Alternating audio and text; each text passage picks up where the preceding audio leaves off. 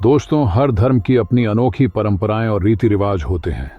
इन्हीं में से एक महत्वपूर्ण परंपरा है मृत व्यक्ति के शरीर का अंतिम संस्कार। हिंदू धर्म में जहां आमतौर पर मृतक का शरीर अग्नि के हवाले किया जाता है, वहीं छोटे बच्चों के मामले में यह प्रक्रिया अलग होती है।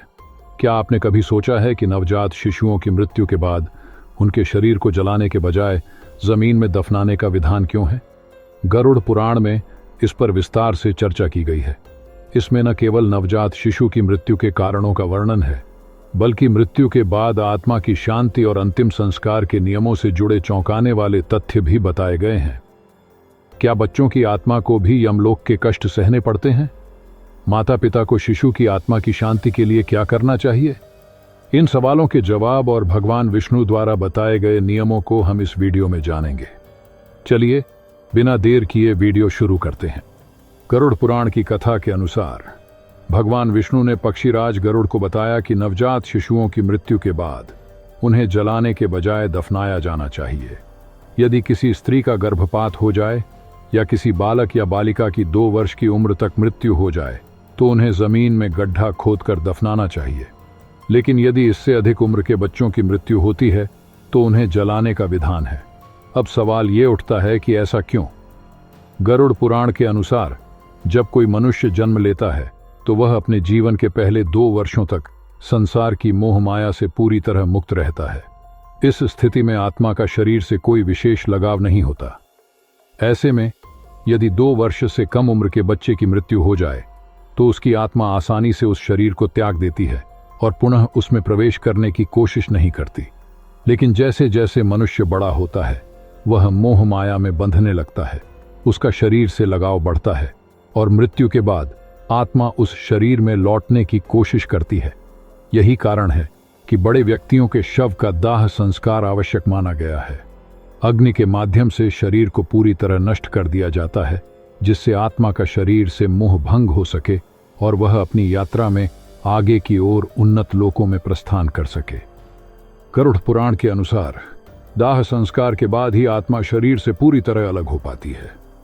मृत शरीर को अग्नि के हवाले करने के पीछे यह विश्वास है कि आत्मा का शरीर से मोह समाप्त हो जाए और वह अपनी आध्यात्मिक यात्रा आगे बढ़ा सके।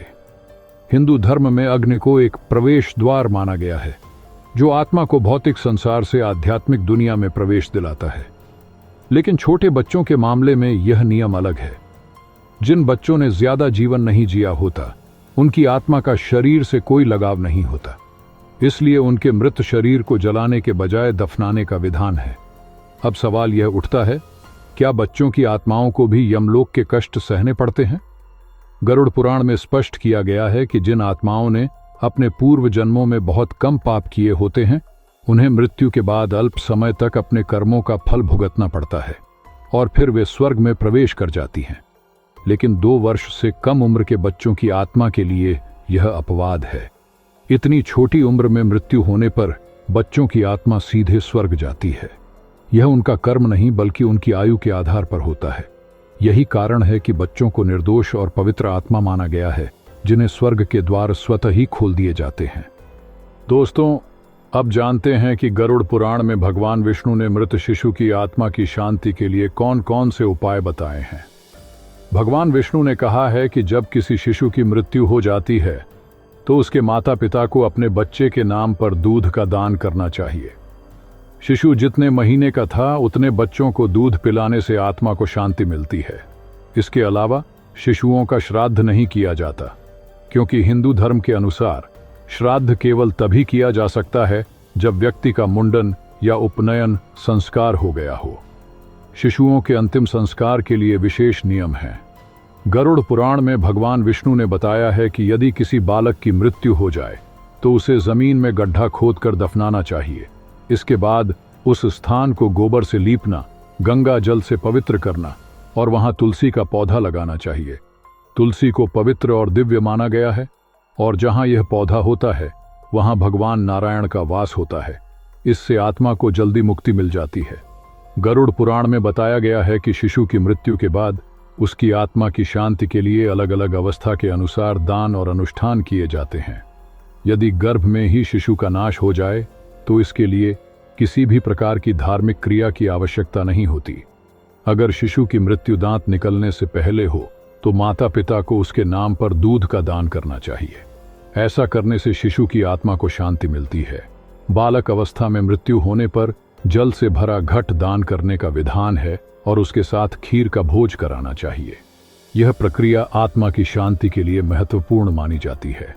यदि कुमार अवस्था में किसी बालक की मृत्यु हो तो उसकी आत्मा की शांति के लिए उसी आयु के बच्चों और ब्राह्मणों को भोजन करवाने का नियम है।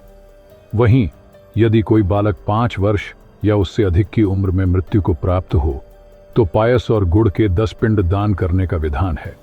ये सभी विधियां न केवल आत्मा को शांति देने के लिए महत्वपूर्ण हैं, बल्कि यह परंपराएं हमारे धर्म और संस्कृति की गहराई को भी दर्शाती हैं।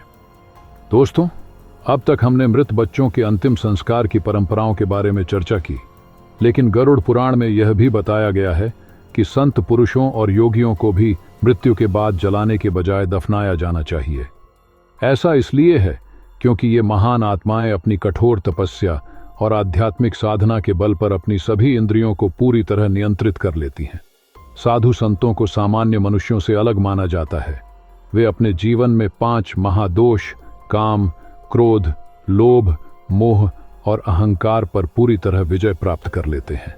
इसी कारण इन महान व्यक्तियों की मृत्यु के बाद उनके शरीर को पद्मासन की मुद्रा में बिठाकर दफनाने का विधान है। इसे भू समाधि कहा जाता है। कहा जाता है कि संतों के व्यक्तिगत सामान को भी उनकी समाधि के साथ दफना देना चाहिए।